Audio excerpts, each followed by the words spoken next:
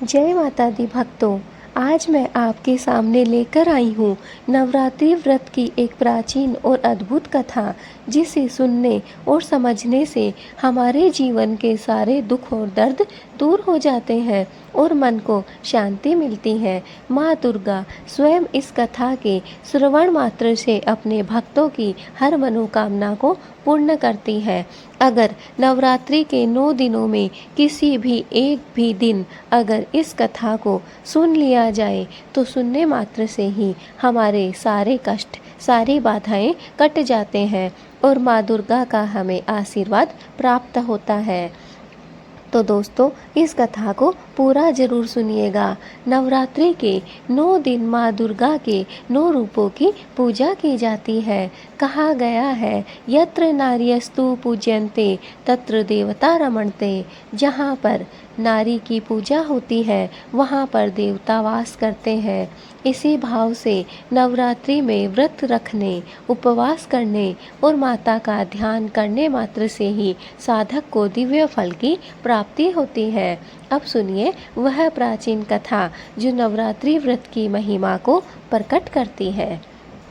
दोस्तों, बहुत समय पहले एक नगर में एक निर्धन ब्राह्मण रहता था। उसके पास बिल्कुल भी धन नहीं था, परंतु उसका मन बहुत श्रद्धालु था।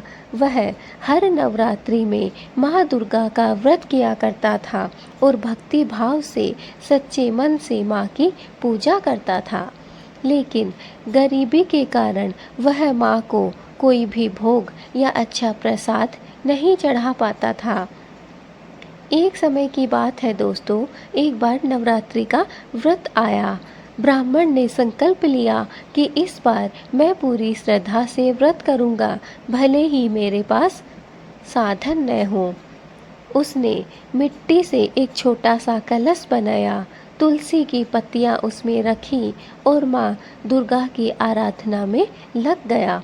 माँ दुर्गा उसकी निष्ठा से बहुत ज़्यादा प्रसन्न हुई और स्वप्न में प्रकट हुई और बोली, हे वत्स, मुझे तुम्हारी भक्ति बहुत प्रिय है, न कि तुम्हारा धन।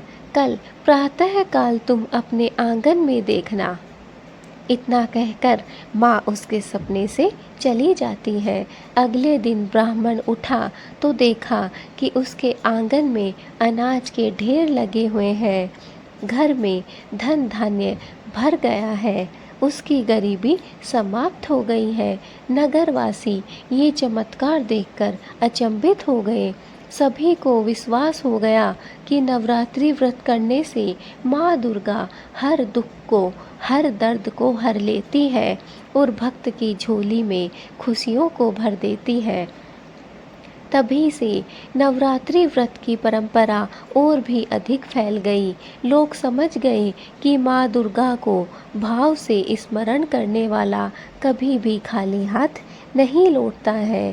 दोस्तों, नवरात्रि व्रत में अगर हम सच्ची श्रद्धा से, सच्ची भक्ति से व्रत रखते हैं, माँ की आराधना करते हैं, माँ को प्रसन्न करते हैं, तो बहुत ही जल्द माँ दुर्गा हमें आशीर्वाद देती है, हमारी सारे दुख दर्द को हर लेती है, हमारी सारी पीड़ा को दूर कर देती है और हमें रोग मुक्त कर देती है, हमें मनचाहा वरदान प्रदान करती है। दोस्तों, नवरात्रि के व्रत में भक्त दिन भर उपवास रखता है और माँ की कथा सुनता है। रात्रि में जागरण कर भजन कीर्तन करता है। आखिरी दिन कन्या पूजन और ब्राह्मण भोजन करवाकर व्रत का समापन करता है तो माँ दुर्गा बहुत ही जल्द प्रसन्न होती है और उसके सारे दुख दर्द को दूर कर देती है। कहा जाता है कि जो मनुष्य नवरात्रि की कथा श्रद्धा से सुनता है और व्रत करता है, उसे जीवन में कभी भी दरिद्रता नहीं सताती है। उसका घर हमेशा सुख और समृद्धि से, आनंद से भरा रहता है। अन्नपूर्णा उसके घर को कभी भी नहीं छोड़ती है। और सबसे बड़ा फल तो यह है कि माँ दुर्गा उसकी स्वयं रक्षा करती है, स्वयं उसकी प्रार्थना सुनती है और स्वयं उसकी सहायता करती है। तो मेरे प्यारे दर्शकों, यह थी नवरात्रि व्रत की पावन कथा। यदि आप भी श्रद्धा से, विश्वास के साथ यह व्रत करेंगे और माँ का सच्चे मन से, सच्ची श्रद्धा और भक्ति के साथ ध्यान करेंगे, तो निश्चित ही आपके घर में भी खुशियों का आगमन होगा। चाहे आपकी कितनी भी बड़ी परेशानी क्यों ना हो, चाहे आपके जीवन में कितनी भी बड़ी बाधा क्यों ना हो, माँ दुर्गा स्वयं उस परेशानी को दूर करेंगी। माँ दुर्गा उस परेशानी को हर लेंगी और आपके जीवन में सुख, शांति और समृद्धि फैलाएंगी। दोस्तों, माता रानी आप सभी की मनोकामना को अवश्य ही पूर्ण करेंगी। बस आप में सच्ची श्रद्धा होनी चाहिए, सच्ची भक्ति होनी चाहिए। दोस्तों, अगर आपने अभी तक वीडियो को लाइक नहीं किया है तो लाइक कर दीजिए। नवरात्रि के 9 दिनों में अगर आपको माता रानी की यह कथा प्राप्त होती है तो अपने आप को खुशकिस्मत समझिए और समझिए कि यह कोई साधारण बात नहीं है, यह स्वयं माँ का संकेत है। माँ ने स्वयं आपके लिए संकेत भेजा है और आपकी मनोकामना को माँ स्वयं पूर्ण करने वाली है। आपके दुख दरिद्र को अब माँ हरने वाली है। इसलिए इस कथा को पूरा जरूर श्रवण कीजिए और देखिए कि नवरात्रि में आपके घर में जरूर कुछ ना कुछ चमत्कार होता है। माँ का आशीर्वाद जरूर आपको प्राप्त होगा। दोस्तों, माँ दुर्गा जो सभी की माता है, जो सभी की रक्षा करती है, उन्हें कभी भी दिखावा पसंद नहीं है। चाहे आप गरीब हो या फिर अमीर हो, चाहे गोरे हो या फिर काले हो, चाहे आप मोटे हो या पतले हो, आप जैसे भी हो, माँ को उसी रूप में प्रसन्न है, माँ को उसी रूप में आप प्राप्त हो। अगर आप जैसे भी हैं, माँ आपसे उसी रूप में खुश है। बस अगर आपका मन साफ है, आपका दिल स्वच्छ है, आपके मन में माँ के लिए जगह है, तो दोस्तों माँ आपसे ज़रूर प्रसन्न होती है और आपको मनचाहा आशीर्वाद भी प्रदान करती है। दोस्तों, माता रानी कभी भी अपने आगमन के लिए घर नहीं देखती है कि उस घर में धन होना चाहिए, पैसा होना चाहिए। जहाँ पर माता रानी आकर रहती है, वो चाहे गरीब का घर हो, चाहे राजा का हो या फिर रंक का हो, माँ अगर सच्चे मन से माँ को पुकारा जाता है, सच्ची श्रद्धा से माँ को बुलाया जाता है, तो माँ उसी घर में निवास करती है।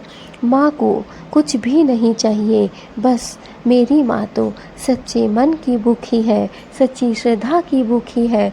अगर आप सच्चे मन से नवरात्रि के 9 दिनों में माता रानी का उपवास करते हैं, माता रानी की व्रत और पूजा करते हैं, माता रानी को प्रसन्न करने के लिए उनकी आरती करते हैं, धूप दीप अगरबत्ती दिखाते हैं, दोनों समय माँ को सिर्फ मखाना और मिश्री का ही सही आप अगर भोग लगाते हैं, तो इससे माता रानी प्रसन्न होती है और आपके घर में निवास करती है, आपको मनचाहा आशीर्वाद भी प्रदान करती है।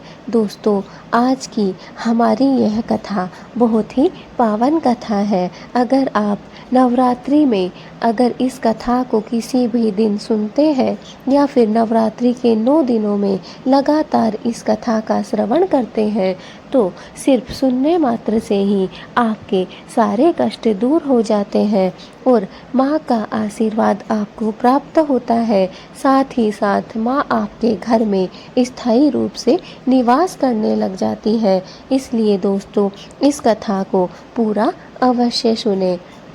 कथा को कभी भी बीच में नहीं छोड़ना चाहिए। कुछ भक्त ऐसे होते हैं जो वीडियो को आधा देखकर चले जाते हैं, लेकिन आपको ऐसी गलती नहीं करनी है। आपको कथा पूरी ही सुननी है, चाहे आपको 2-5 मिनट ज़्यादा ही क्यों ना रुकना पड़े। दोस्तों, अगर आपको वीडियो अच्छा लगा है तो लाइक ज़रूर करिए। अगर आप हमारे चैनल पर नए हैं तो चैनल को सब्सक्राइब ज़रूर करिए। दोस्तों, अभी तक अगर आपने कमेंट में जय माता दी नहीं लिखा है तो जल्दी से कमेंट में जय माता दी लिख दीजिए, ताकि माँ दुर्गा का आशीर्वाद आप सभी को प्राप्त हो सके। इस वीडियो को जितना ज़्यादा हो सके आप दूसरों तक फैला दीजिए। अपने परिवार वालों को, रिश्तेदारों को और अपने दोस्तों को पहुंचा दीजिए, ताकि नवरात्रि के इस पावन समय में वो भी इस कथा का श्रवण कर सके और माँ दुर्गा की शक्ति और भक्ति का आनंद उठा सके और माँ दुर्गा का आशीर्वाद उन्हें भी प्राप्त हो सके, जो इस कथा को सुन रहा है अथवा देख रहा है। दोस्तों, आज की हमारी वीडियो यहीं तक। हम मिलेंगे आपसे अपनी नेक्स्ट वीडियो में। तब तक के लिए जय माता दी। अगर आपको माँ दुर्गा से संबंधित कोई भी सवाल पूछना है तो आप हमें नीचे कमेंट में पूछ सकते हैं, हम आपको उसका जवाब ज़रूर देंगे। जय माता दी भक्तों, माँ का आशीर्वाद आप सभी को प्राप्त हो।